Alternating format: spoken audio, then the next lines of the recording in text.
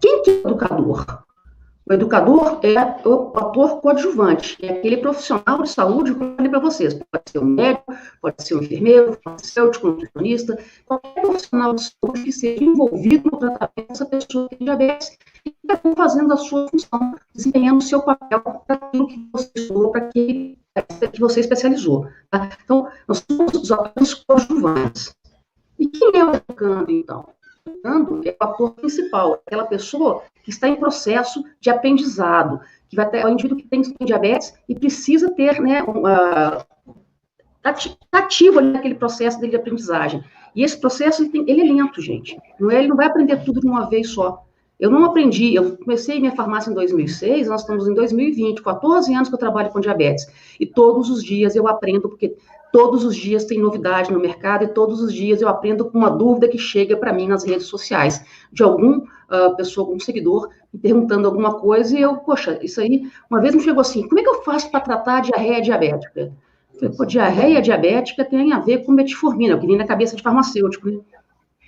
Fui pesquisar, e a neuropatia, ela pode também causar transtornos gastrointestinais, ela pode fazer a constipação intestinal ou mesmo soltar o intestino. Então, tem a ver também com neuropatia. E isso eu descobri quando virou conteúdo, por uma dúvida que chegou para mim. Então, a gente não, mesmo que a gente não saiba responder tudo naquele momento, naquela pergunta, não deixe de responder, porque você vai estar estudando. A gente aprende quando a gente ensina, você pode ter certeza disso. Então, a gente aprende muito quando a gente ensina. E eu vou te fazer uma pergunta agora. Você está ouvindo? Você está ouvindo quem você está atendendo?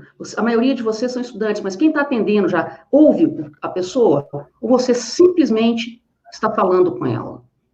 Porque o que acontece? Isso é uma outra coisa. A gente, muitas vezes, o profissional de saúde se impõe em cima do paciente. E a gente precisa ouvir. A gente não pode se impor ao paciente. A gente tem que estar lá com ele, ouvindo e educando, e estar de mãozinha dada com ele, andando com ele, entendendo e falando na linguagem que ele entende. Se a gente falar no farmaceutiquês, no mediquês, no nutricionês, essa pessoa não vai entender. Então, cada cliente, cada paciente é um paciente, e a gente tem que falar na linguagem que ele vai entender e acompanhar o nosso raciocínio.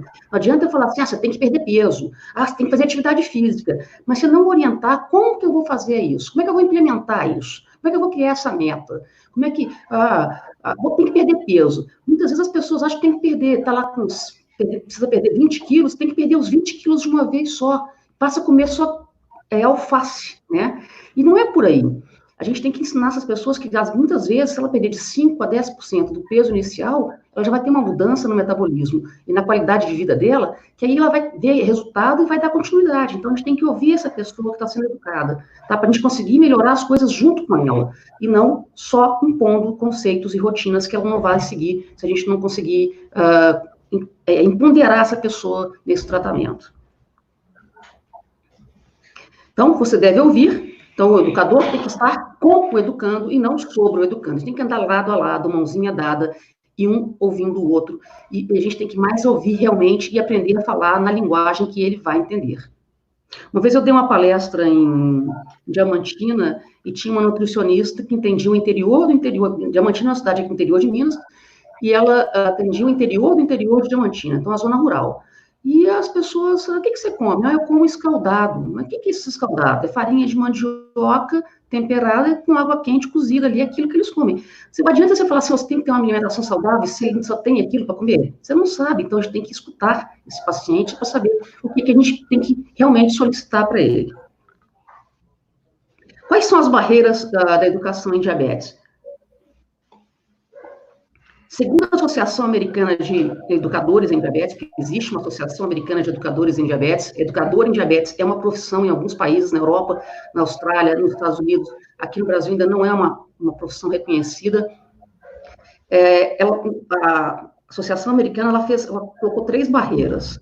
Os aspectos psicológicos, que são aqueles que a gente já falou, a aceitação.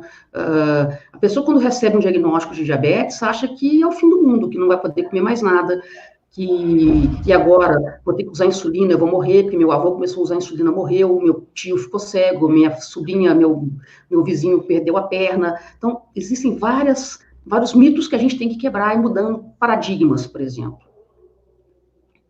Os aspectos financeiros, aquilo que eu falei, não adianta. Se a pessoa só consegue comprar miojo para comer, a gente tem que adequar uma meta para essa pessoa, para esse paciente, com aquilo que ela tem condição de fazer. Não adianta o médico prescrever para ele uma medicação injetável para diabetes tipo 2, uma insulina de última geração, se ele não tem condição de comprar, se ele só tem acesso ao tratamento via SUS, onde ele vai conseguir NPH, regular e insulina às partes. E, graças a Deus, hoje já tem caneta. As canetas chegaram, tanto para regular, NPH e as partes no SUS. Então, tem que saber também o que esse paciente tem condição de fazer.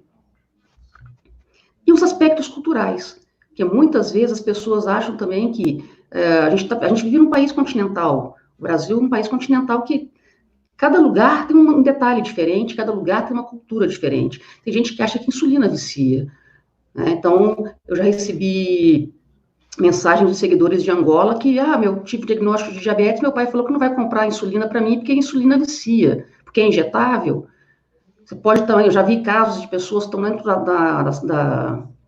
como é que chama, na área de refeição do shopping, né, e nessa área de refeição, para a hora que vai aplicar insulina ultra rápida para poder se alimentar, chamam segurança que essa pessoa está se drogando, mesmo se ela estiver dentro do banheiro, já ouvi casos também de que chamaram segurança porque a pessoa foi no banheiro para se drogar e está usando insulina. Então, a desinformação é como está o Covid hoje. A gente está vivendo um momento de total desinformação. O diabetes, a gente tem muita informação, mas essas informações estão jogadas umas para lá, outra para cá, e a gente tem que juntar tudo isso de uma maneira que essas pessoas consigam entender o que elas têm que fazer. E lembrando que essa informação tem que ser dada todos os dias. Imagina que o paciente, a gente tem pesquisas que mostram que o paciente fica 15 minutos com o médico no mundo inteiro. No Brasil, a média é de 8 minutos. O que um médico consegue dar de informação, passar de informação para um paciente em 8 minutos de consulta? Já parou para pensar nisso? Sem contar que o paciente vai ao médico o quê? 2, 3, 4 vezes, no máximo, no ano. Se a gente juntar esses minutos, e a gente vai ver que um ano inteiro tem 8.760 horas. Então, o farmacêutico é o profissional de saúde mais acessível hoje. Você não precisa marcar horário, ele está lá, ele está sempre na farmácia.